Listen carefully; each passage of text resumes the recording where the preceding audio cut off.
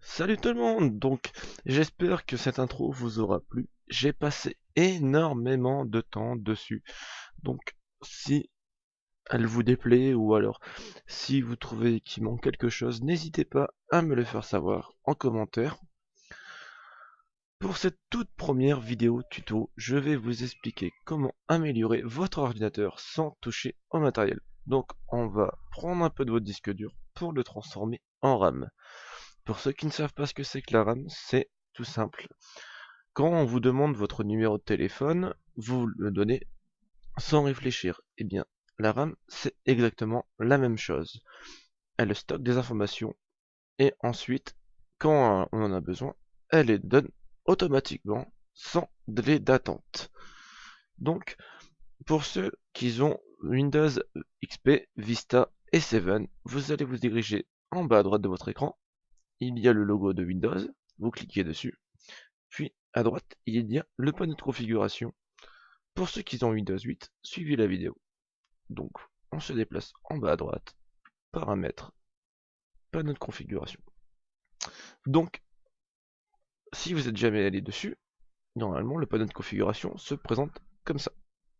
Donc pour simplifier les choses, d'abord on va l'agrandir, vous allez sur afficher par, ici vous avez grande taille, grand icône et petite icône. Moi je clique sur grand icône.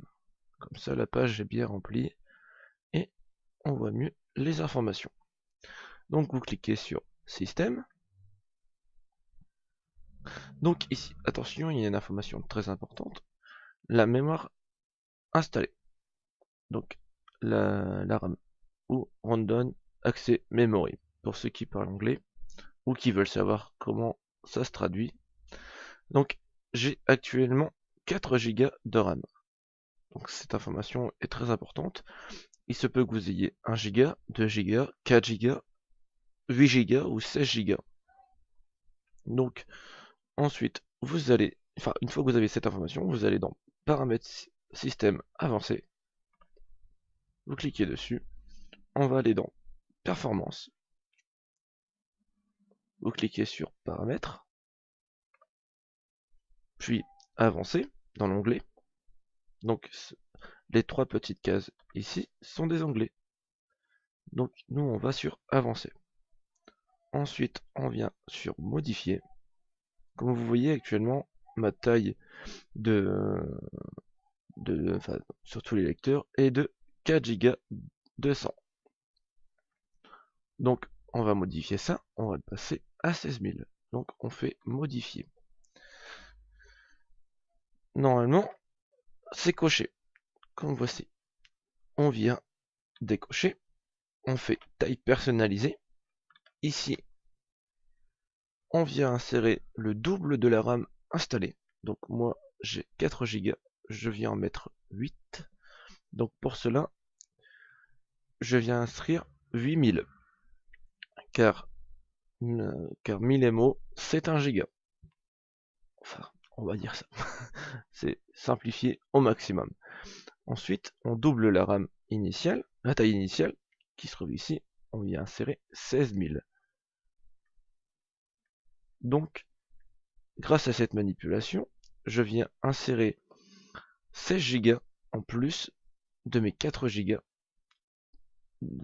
en le prenant de mon disque dur. C'est-à-dire que si j'ai un disque dur de 500 Go, je prends sur les 500 Go 16 Go. Donc c'est très peu. Et comme ça, quand je fais des transferts de fichiers, mon PC est beaucoup plus rapide.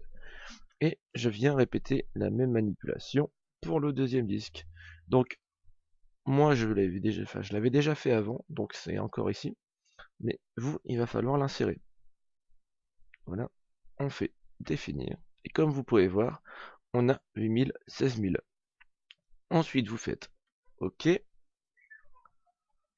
OK. Et ensuite, on va aller dans ici, dans démarrage et récupération. On vient cliquer sur paramètres.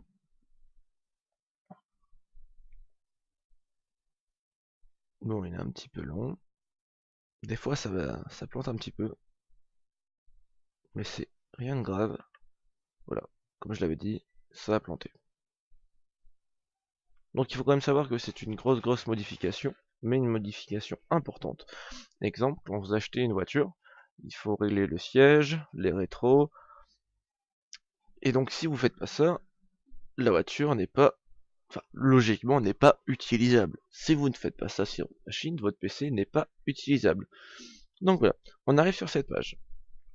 Donc ici, en affichage, afficher les systèmes d'exploitation pendant, on vient insérer 3 secondes.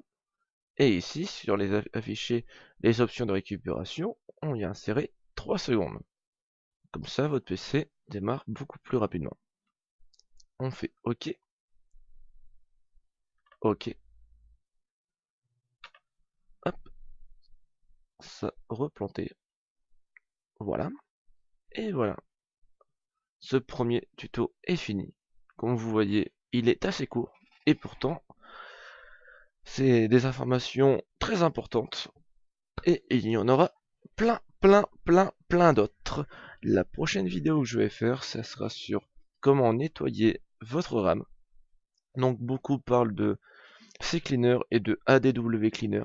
Moi je parle d'un autre logiciel qui nettoie le noyau et le Windows, car CCleaner nettoie que le Windows. Et moi, mon logiciel nettoie vraiment toute votre machine. C'est comme si votre machine sortait du magasin, malgré qu'elle a 5 ans, voire plus, d'utilisation. Sur ce, je vous dis bonne journée et n'oubliez pas de vous abonner.